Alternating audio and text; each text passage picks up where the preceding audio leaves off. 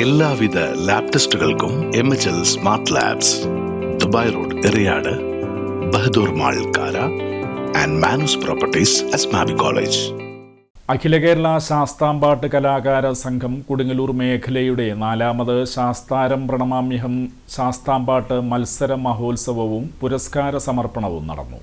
കൊടുങ്ങല്ലൂർ ശ്രീകുരുബ ഭഗവതി ക്ഷേത്രം നവരാത്രി മണ്ഡപത്തിൽ നടന്ന സമാപന സമ്മേളനം സുരേഷ് ശാന്തി ചാണാടിക്കൽ ഉദ്ഘാടനം ചെയ്തു.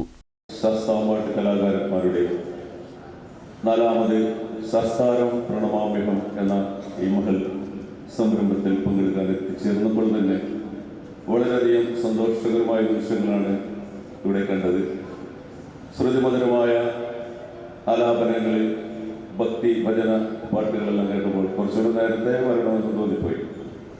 ഏതായാലും ഇത്രയും ഭംഗിയായി ഒരു കലാകാരന്മാർ നടത്തുന്ന ഭജൻസ് അല്ലെങ്കിൽ ശാസ്താംപാട്ടിൻ്റെയൊക്കെ ആ ഭക്തി നിർഭരമായ അന്തരീക്ഷത്തിൽ ഞാൻ 40 വർഷത്തിൽ കൂടുതലായി അയ്യപ്പ വിളക്കുകൾ, അല്ലെങ്കിൽ പാട്ട് ഭജനകൾ, സുബ്രഹ്മണ്യ പൂജകളൊക്കെ എല്ലാത്തിലും എല്ലാ വർഷവും പങ്കെടുക്കുകയും വിളക്ക് പൂജയിലൊക്കെ പങ്കെടുക്കുകയും ചെയ്തിട്ടുള്ളതാണ്. ഞാൻ അറിയുന്ന മുഖങ്ങളാണ് ഇവിടെ എല്ലാവരും. പ്രത്യേകിച്ച് ഞങ്ങളുടെ പ്രദേശവാസികളായിരിക്കുന്ന സുബ്രഹ്മണ്യേട്ടൻ, അതുപോലെ പ്രകാശേട്ടൻ ആലക്കണം, മറ്റേ സ്വാമിയേട്ടൻ, വേദിയിലിരിക്കുന്ന എല്ലാവരും തന്നെ ഞാൻ അറിയപ്പെടുന്ന, എന്നെ അറിയുന്നതുമായി നിങ്ങളടുത്ത് വളരെ കാലങ്ങളായിട്ട് അറിയുന്നവരാണ്. ഏതായാലും ഇങ്ങനെ ഒരു സംരംഭം സംഘടിപ്പിച്ചുകൊണ്ട് കലകളെ വളർത്തുന്നതിനും.